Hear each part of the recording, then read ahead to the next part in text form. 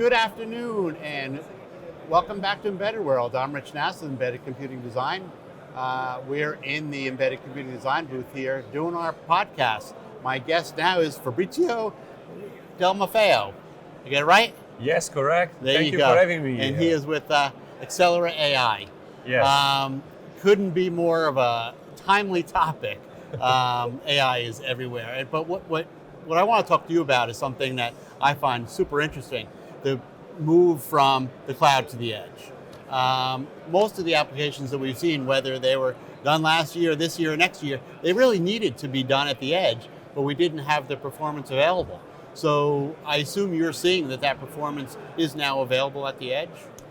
It's correct, completely correct. I mean, we believe in a continuum of computing, essentially computing expanding from cloud at the edge. People sometimes tends to say it's better cloud or the edge, depends on the workload.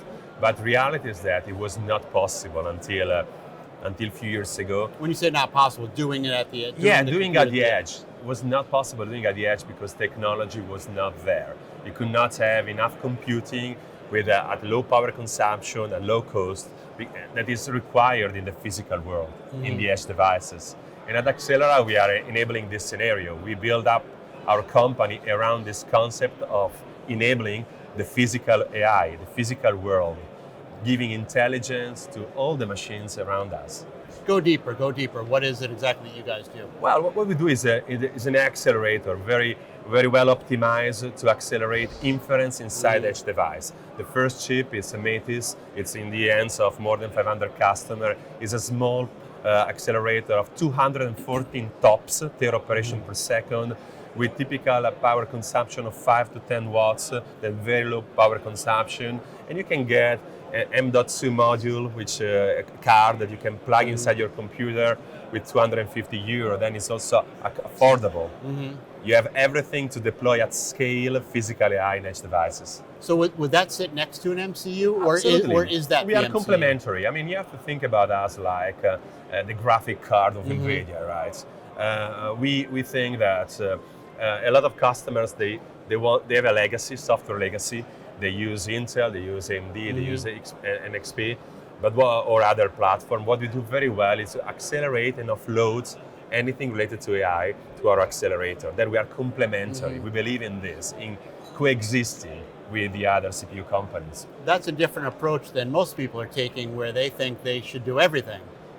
Absolutely, but we believe that AI requires very specific processing power, very specific access to memories. If you go to large language model, if you go to vision model, you need more memory. It's better to keep separated this. The CPU can have its own workload, and the AI workload can run efficiently in our accelerator. Like it happens in gaming, where you still have a graphic card, right?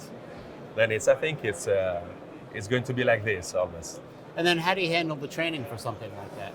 We, like everybody, we are using NVIDIA, we are using AMD. Then we believe that training will happen in the cloud. You can still use all your tools for training models, but when the model is ready, we give the tools to port it in a very simple way and run it efficiently inside our edge device, inside a physical device. And is the technology here today? Absolutely. We have we have a booth in Hall 5. We have all the demos, customer demos. We show the technology deployed at scale in the real world, and we show that with a very small chip, you can unleash thousands of applications. And is there a particular application that this is most suited for? Computer vision. Computer vision is definitely represent 80 to 90% of our applications, but it's also true that you can enable a small language model with the first chip and which is called Metis, and it's available. With the second chip, which we are going to deliver to customer in Q3, called Europa, we are going to enable also large language models inside edge device. That's awesome. Thank you very much. Thank you very much for having me here today. That's Fabrizio DelMaffeo. He is with Axelera AI, and I'm Rich Nass with Embedded Computing Design. Thank you.